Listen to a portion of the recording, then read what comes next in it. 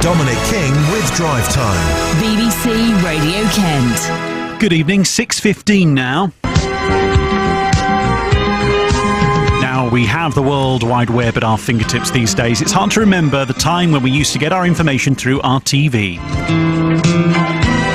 We use Teletext to book holidays, check the weather, and I'm sure lots more too. What about that recipe? It's now defunct. But it seems Teletext technology, or rather the graphics used, are still popular, and an arts festival dedicated to it started today. Let's talk to Yack, who's a Teletext artist. Who knew there were any? And he joins us via the modern technology of Skype. Hello there. So, yes, it seems to me if the net's running out of space, we should all embrace Teletext, because the pages are tiny, they're minute in comparison. I think you're probably right, absolutely. And of course, we all used to really get to grips with it. It was one of those things that you were either drunk and watched it late night, or you actually were kind of getting up really early and there was nothing on yet, so you just had a little look through the pages. It used to tell us all the stuff. Yeah, it was really, really fun. It was drunk text, even, in those days.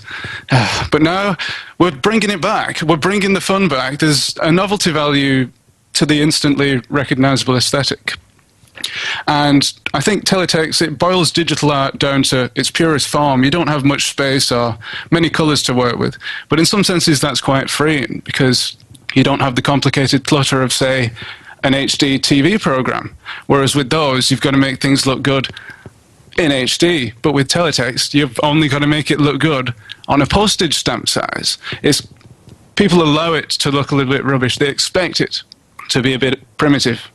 But there was something very appealing and still in the artwork is about simple, bright graphics when we're used to such high-definition detail pictures today. Yeah, I guess some of that is going back to all our childhoods, the nostalgia of things.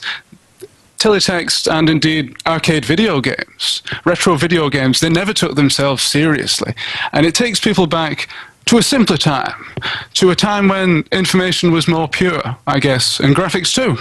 I'm sorry, we're just going to have to interrupt you. Just waiting for the page to turn. Now, apparently some people are still using Teletext across Europe, is that right?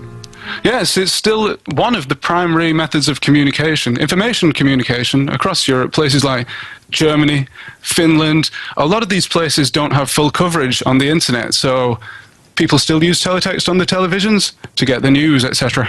And then we've got the festival, and this really brings it together. You've been hearing a little bit of the music of what we used to enjoy, but the reality is that the music itself, and all of that music is now available on albums for people. There are people who love this stuff.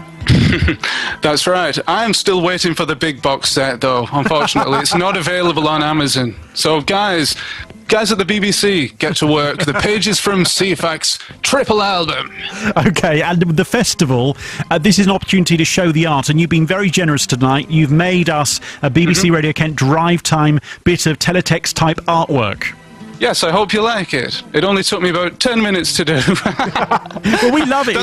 That's the beauty of Teletext. You don't have to overcomplicate things and work on it for hours and hours, and it still looks, well, quite good, or as good as it can look in Teletext. And people amongst your artwork, you're a Teletext artist, people are still sharing all of that great artwork together, and a festival across Europe bringing it all together. It's such a shame we don't have Teletext still now.